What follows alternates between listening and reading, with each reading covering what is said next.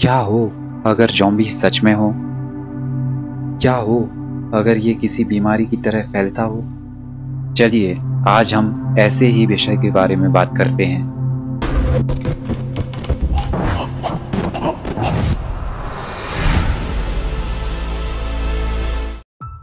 South America में फैले हुए अमेज़न के घने जंगलों में वैज्ञानिकों ने देखा एक बहुत अजीब व्यवहार। चींटियां जो आमतौर पर संगठित और अनुशासित रहती हैं, अचानक ऐसा व्यवहार कर रही थीं जैसे वो पागल हो चुकी हैं। ये चींटियां अपनी कॉलोनी से दूर बिना किसी मकसद के भटक रही थीं, जैसे उन्हें कोई कंट्रोल कर रहा हो। लेकिन कौन और क्यों? वैज्ञानिकों के पास सिर्फ एक सुराग था जिसने उन्हें चौंकाने वाली खोज तक पहुंचाया। डॉक्टर डेविड ह्यूज और उनकी टीम ने इस रहस्य को सुलझाने में वर्षों बिताए। जब उन्होंने इन प्रभावित चींटियों की बारीकी से जांच की तो उन्हें मिला एक फंगस। लेकिन ये कोई साधारण फंगस नहीं था। ये फंगस, जिसका नाम ओफियोकॉर्डिसेप्स यूनिलैटरिस है, ये अपने स्पोर्स के माध्यम से चींटी के शरीर में पहुंचता है और यहाँ से असली डरावनी शुरुआत होती है। ये फंगस चींटी के दिमाग तक पहुंचता है और फिर धीरे धीरे चींटी का अपने शरीर पर से नियंत्रण खत्म हो जाता है। संक्रमित चींटी अब एक कठपुतली बन जाती है। फंगस उसके न्यूरॉन को अपने कब्जे में ले लेते हैं, जैसे कोई हैकर कंप्यूटर सिस्टम को नियंत्रित कर लेता है। चींटी की मांसपेशियां, उसकी हरकतें, यहाँ तक कि उसका व्यवहार, सब कुछ फंगस द्वारा नियंत्रित होता है। चींटी चाहती है कॉलोनी में जाना, लेकिन उसके पैर उसे ले जा रहे होते हैं विपरीत दिशा में। दिन बीतते जाते हैं और चींटी अधिक से अधिक ज़ॉम्बी जैसी बनती जाती है।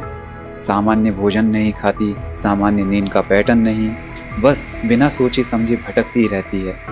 लेकिन फंगस का असली मकसद अभी बाकी था। ठीक सही समय पर, सही तापमान, सही नमी, फंगस अपना अंतिम आदेश देता है। चींटी एक पत्ते पर चढ़ती है, ठीक 25 सेंटीमीटर जमीन से ऊपर, ना ज़्यादा ना कम।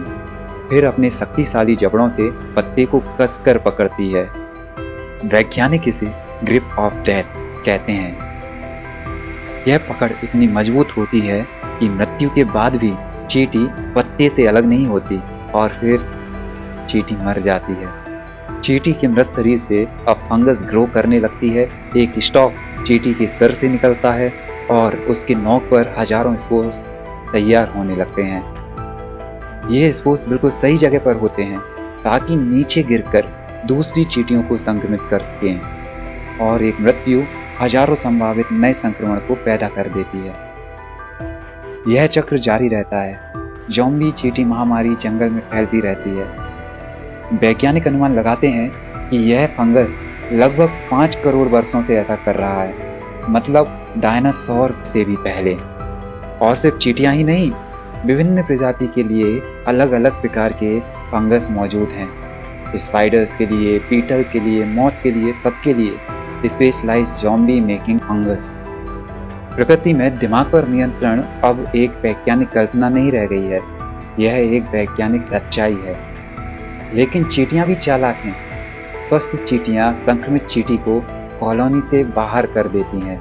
विकास ने उन्हें जीवित रहने की रणनीतियां दी हैं। यह सचमुच जैविक युद्ध है जो हमारे चारों ओर चुपचाप चल रहा है। तो अगली बार जब आप ज़ॉम्बी फिल्में देखेंगे या ज़ॉम्बी गेम्स खेलेंगे तो याद रखिए, असली ज़ॉम्बी पहले से ही मौजूद है और वे अधिक डरावने हैं क्योंकि वे वास्तव में सच हैं।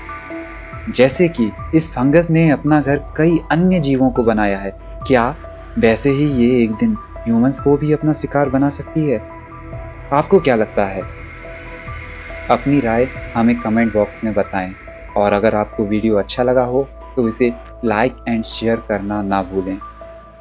और ऐसे ही इंफॉर्मेटिव वीडियोस के लिए हमारे चैनल को सब्सक्राइब करें। धन्यवाद।